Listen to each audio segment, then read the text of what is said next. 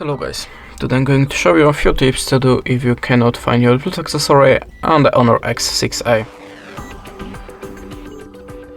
So if you have a problem with your Bluetooth device, at the start always always restart your Bluetooth connection, so switch it off and switch it on again. You can also try to restart your phone. It's obvious, I know, but sometimes it really works, so just try it.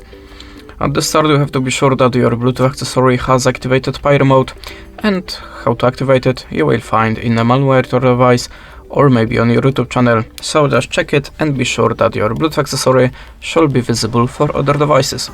But it's still not for your phone. Open the settings, then look for the reset options in the search bar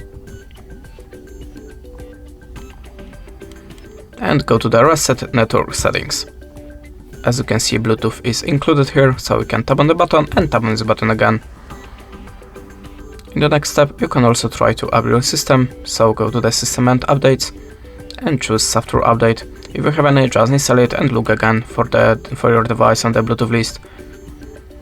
You can also try to find your Bluetooth accessory and your phone on other Bluetooth device to check which one is visible, which one is making problem here.